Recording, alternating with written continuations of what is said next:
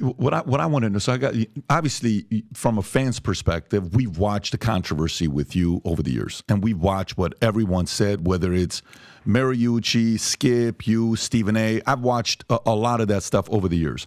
But I'm listening to you right now, and I'm wondering, one,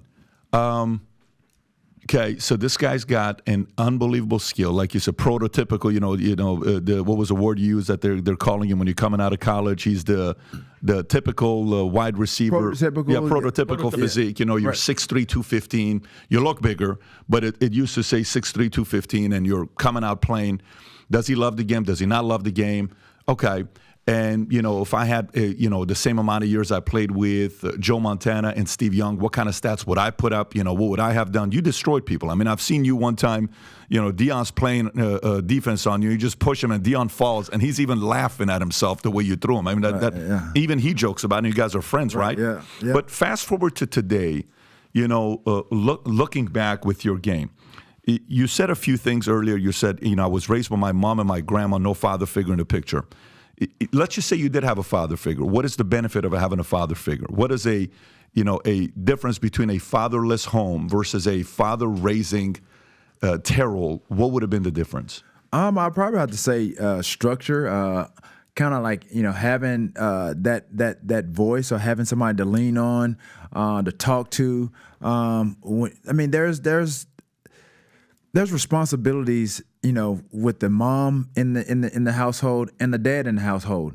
At a certain age, especially from the time that you're born, you're dependent upon your mother for a large part of that. And then at some point you transition, from being around the mom all the time to where, okay, this is where the dad has to pick up the pieces.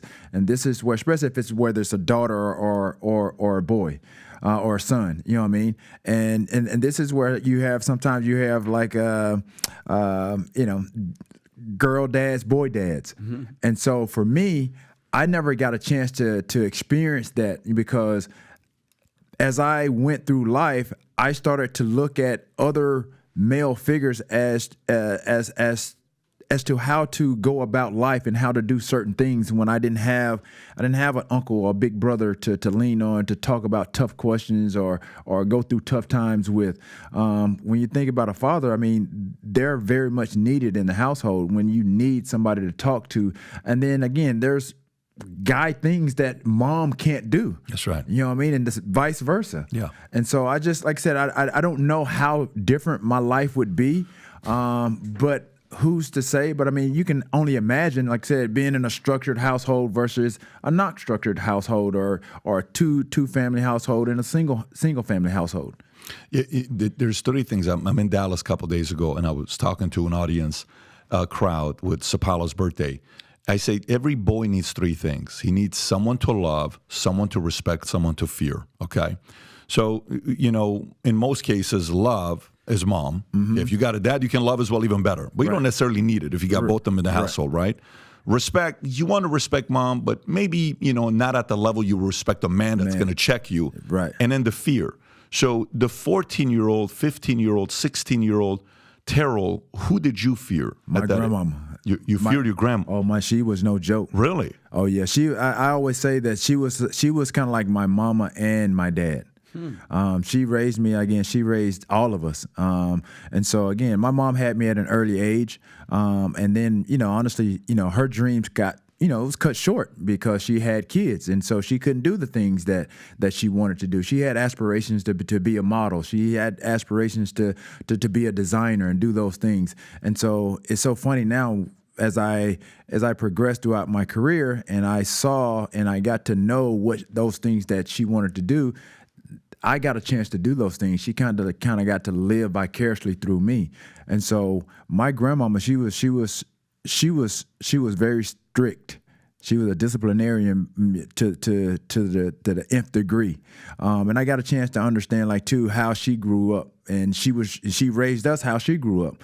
You think about the segregation era of having to just face racism, experience those things, and I didn't know anything about it. But I used to be around when she used to be on the phone and talk to certain people about how she grew up and how her mom and dad grew up, and just the whole black and white picture I didn't understand at that time. But as I grew older, I got a chance to understand and look back, and I'm like, oh, this is what she meant.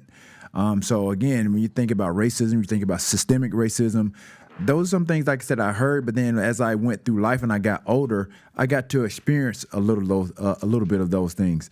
And so when you think about how she was raised and then how I was raised, honestly, like I said, I mean, she replaced the father that I didn't have. But again, as I grew up and I went through life, I realized me not having a father and then me having kids, I didn't want to be that to my kids. I wanted to go a different path. And then sometimes it's all about, like I said, you don't have to be in the same household, but you have to be present at some point in time in your kids' lives. And so for me, I have kids, and I always try to be supportive, and I try to be there for them when I can. Relationship now, because as a kid, my parents got divorced, and I was. I saw my dad once every other week when they got divorced. When we came here, I lived in Germany 2 years at a refugee camp, so I didn't see my dad there. When you were later on yourself, I think did you rekindle the relationship with there was a meeting with you and your father, right? I think Oprah Winfrey Network where you guys had sat down. Yeah. Right. Iyanla Van Zant had a show called Fix My Life. And so, they reached out to me about doing it, and it almost didn't happen because he signed on for it. And then, I think it really got deep for him, got tough for him, and he almost backed out of it. But he stuck in there, and we went through it. And that was the first time, honestly, on that show, that was the first time I had ever seen my mom and my dad in the same room for, more than 5 minutes. As I went through the city, I grew up and I saw him around town.